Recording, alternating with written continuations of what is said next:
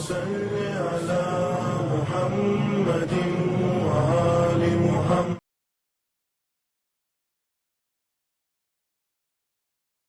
بسم اللہ الرحمن الرحیم. الحمد للہ رب العالمین. الصلاۃ والسلام علی رسولہ الکریم وآلہ الطیبین الطاہرین. ناظرین محترم، السلام علیکم.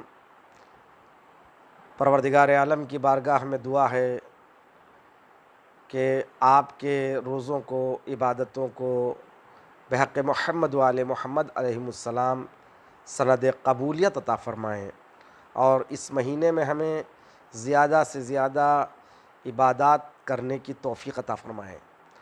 ہماری گفتگو خطبہ شعبانیہ سے متعلق ہے. میں نے گزشتہ 2 درسوں میں عرض کیا کہ رسول اسلام نے شعبان کے آخری جمعے میں اپنے اصحاب سے خطاب کرتے ہوئے اس خطبے کو ارشاد فرمایا.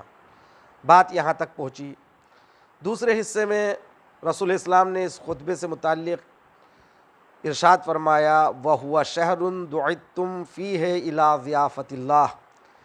یہ وہ مہینہ ہے جس میں آپ کو دعوت دی گئی ضیافت الہی کی طرف.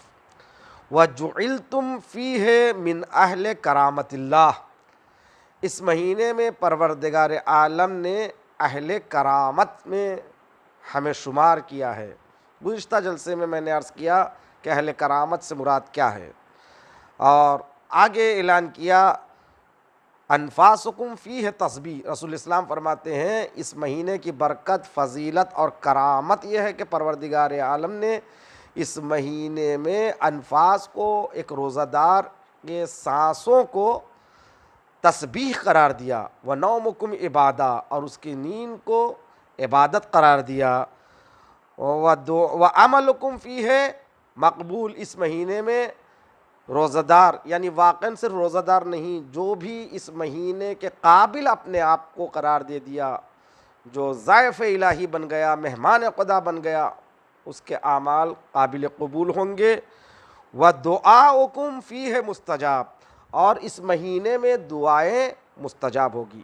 یہاں تک میں نے گزشتہ جلسے میں اس کی شرح بیان کیا. آگے رسول اسلام فرماتے ہیں فَاسْأَلُوهُ اللَّهَ رَبَّكُمْ بِنِيَّاتٍ صَادِقَةٍ وَقُلُوبٍ طَاہِرَةٍ.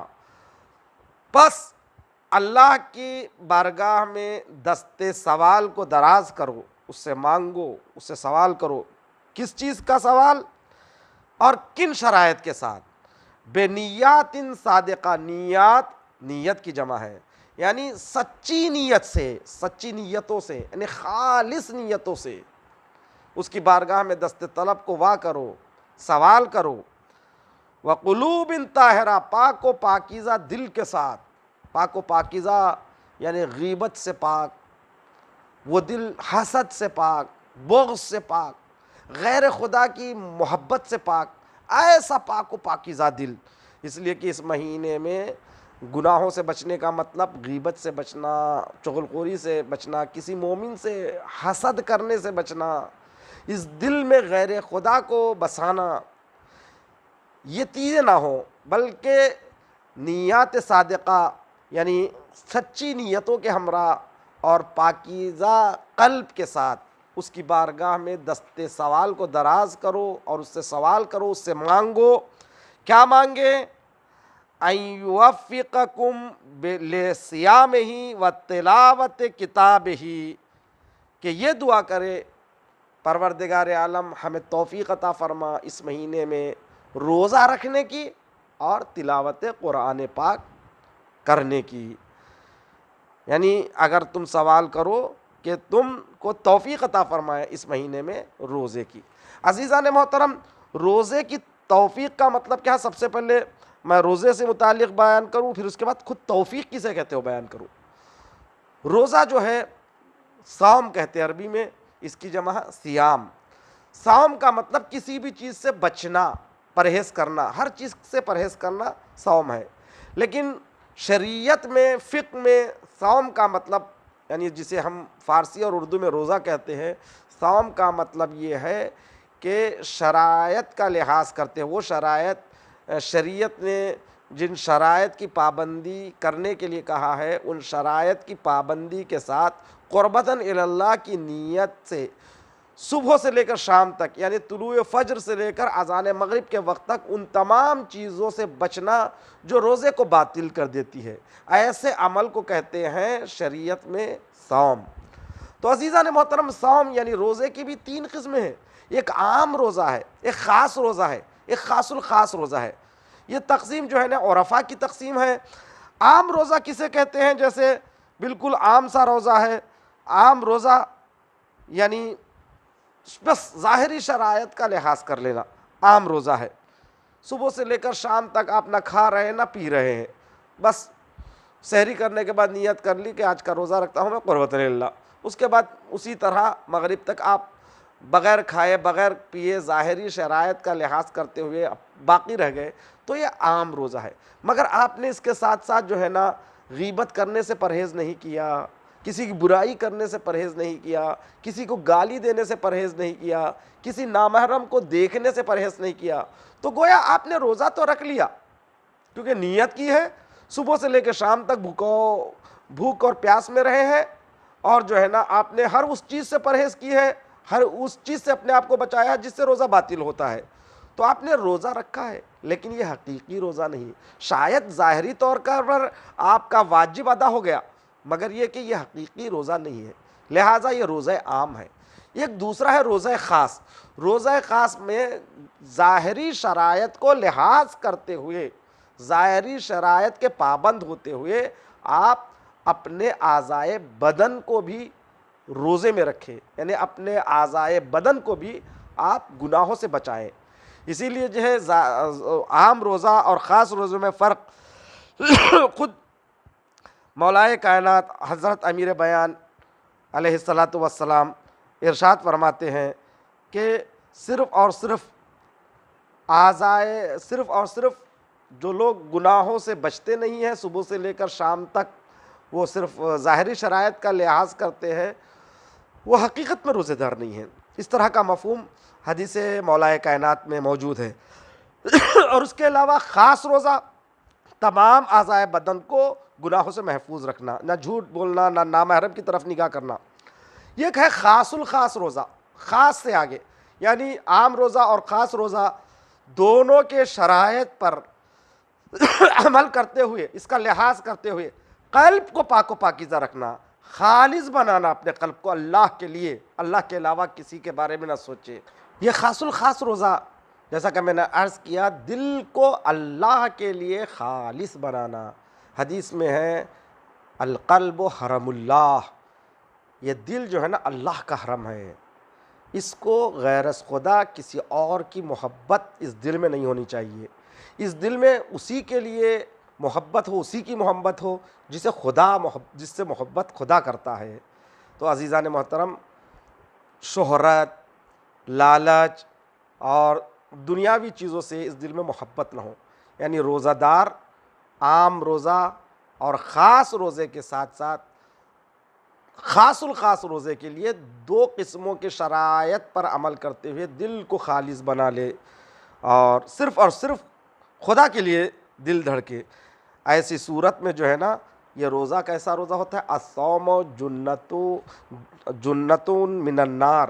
ایسی صورت میں یہ جنہ کہتے ہیں ڈھال کو، یہ روزہ آتش دوزخ سے آپ کو بچا لیتا ہے، آتش دوزخ سے بچنے کے لیے ڈھال بن جاتا ہے، تو اس کو کہتے ہیں خالص روزہ۔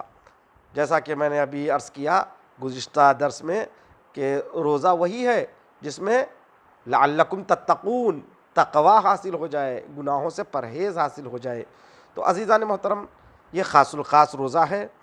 اور اس کے بعد جو چیز ہے دعا مانگنے کے لیے کہا ہے نا، خاص الخاص روزے کی نیت خود اس خطبے میں ہے، بنیات خالصہ وقلوب طاہرہ، یعنی خالص نیت کے ساتھ پاک و پاکیزہ دل کے ساتھ یہ دعا مانگے کہ پروردگار عالم توفیق صوم، روزہ رکھنے کی توفیق عطا فرمائے۔ دوسری چیز ہے توفیق تلاوت قرآن، یہ دعا کرے کہ تلاوت قرآن کی توفیق عطا فرمائے۔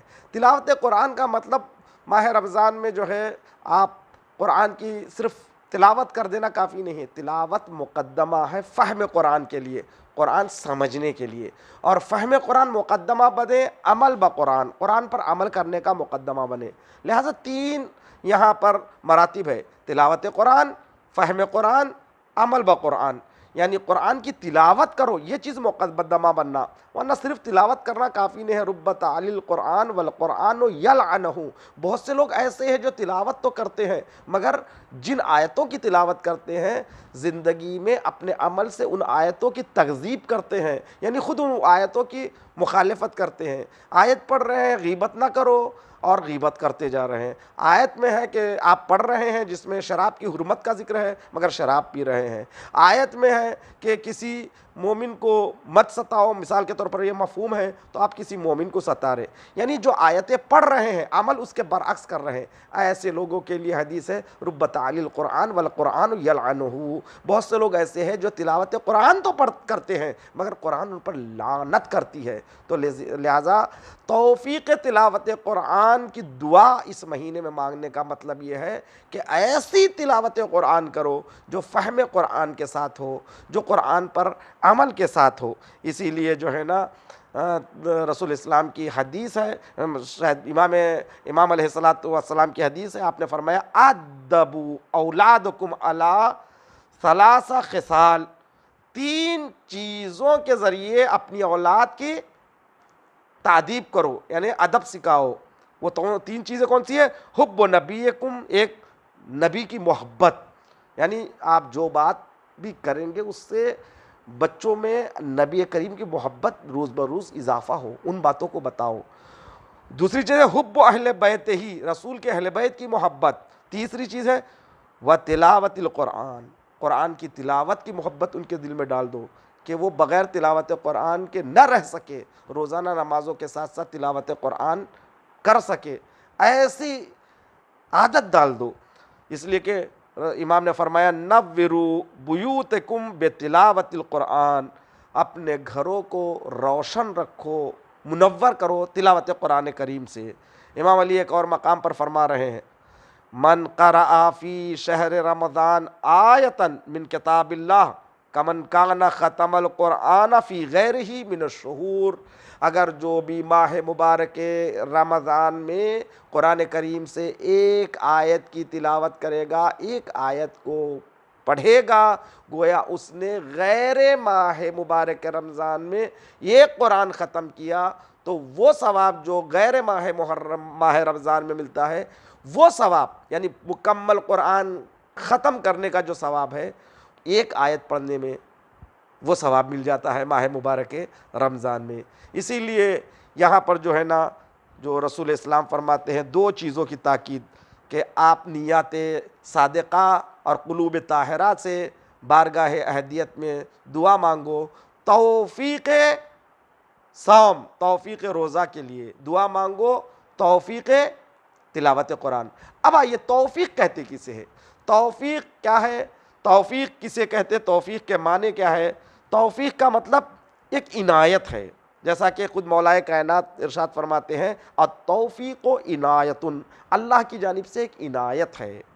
یا ایک اور مقام فرماتے ہیں التوفیق اول النعمہ، توفیق اول نعمت ہے، یعنی پروردگار عالم اس کام کے لیے آپ کے ذہن کو آمادہ کیا ہے کہ یہ کام آپ کر پا رہے ہیں، تو وہ چیز ہے توفیق۔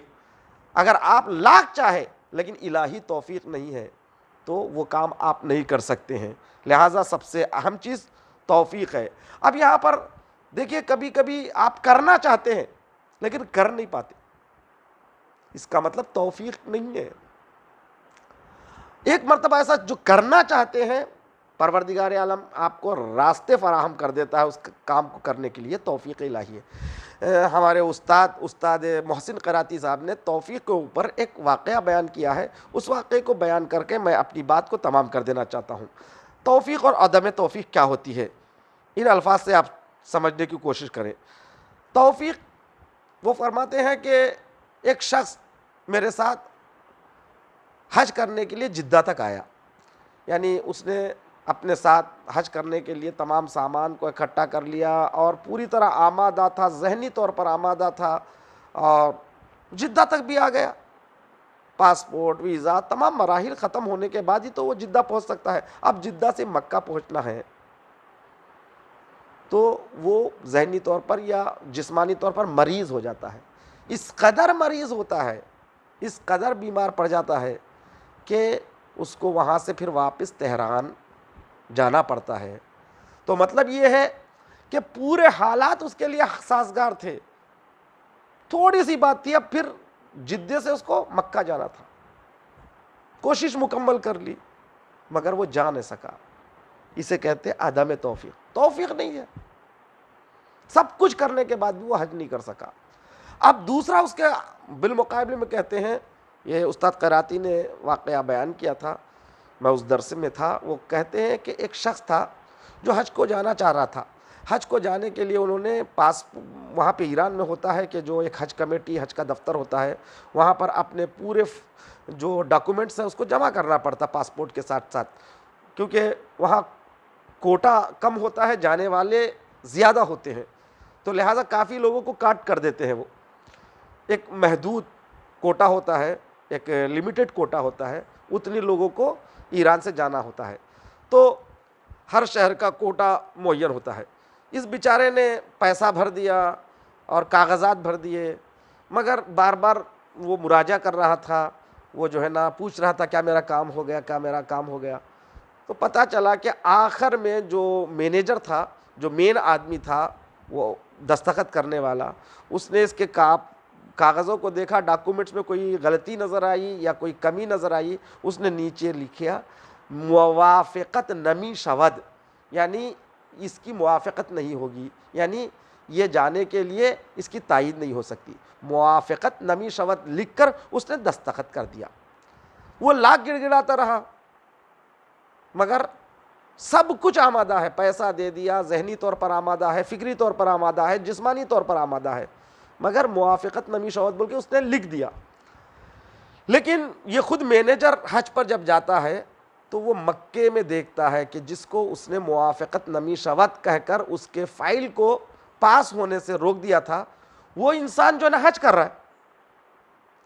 تو اس نے بلا کر پوچھا، میں نے تو تمہاری فائل پر لکھ دیا تھا موافقت نمی شود، موافقت نہیں کی جائے گی، تو تم تو نہیں آ سکتے یہاں پر، تمہارا کام تو نہیں ہوا، تم کیسے آ گئے؟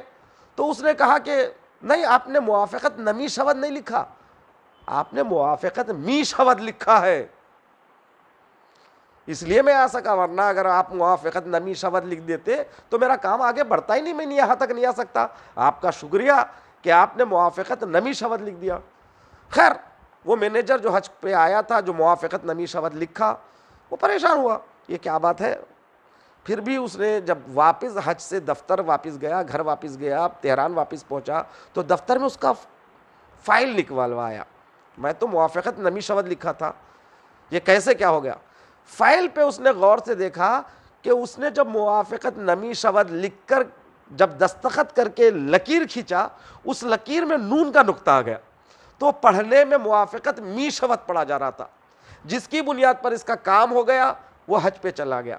تو گویا استاد قراتی کہہ رہے دیکھیے اس کا فائل کمزور تھا، کچھ کاغذیں گم تھی، مگر اللہ کی توفیق یہ ہے کہ یہ حج کرے، تو اسے کہتے ہیں توفیق الہی۔ تو عزیزان محترم، اس ماہ مبارک رمضان میں ہمیں حکم ہے رسول اسلام کی طرف سے، فاسألوا اللہ، پس تم اللہ سے سوال کرو، مانگو، جو تمہارا پروردگار عالم ہے، ربکم بنیات صادقہ وقلوب طاہرہ، سچی نیتوں کے ہمراہ اور پاک و پاکیزہ دلوں کے ساتھ کیا دعا کرے؟ ان یوفقکم لصیامہ، پروردگار توفیق عطا کر کہ ہم روزہ رکھ سکیں، و تلاوت کتاب ہی، اور اس کی کتاب کی یعنی قرآن کریم کی تلاوت کی توفیق کی دعا کرے۔ فَإِنَّ الشَّقِيَّ مِنْ حُرِمَ غُفْرَانِ اللَّهِ فِي هَذَا الشَّهْرِ الْعَظِيمِ۔ اللہ اکبر، رسول اسلام فرماتے ہیں وہ انسان شقی ہے، شقی کہتے ہیں سنگ دل، یعنی وہ انسان بدبخت، بدقسمت، وہ انسان بدقسمت ہے جو اس مہینے میں، اس عظیم مہینے میں، باعظمت مہینے میں، فی ھذا الشہر العظیم، اس شہر عظیم میں، اس بابرکت مہینے میں جو ہے نا اللہ کی مغفرت سے محروم رہ جائے۔ تو پروردگار عالم اپنی مغفرت کو اور اپنی رحمت کو ہمارے شامل حال فرما۔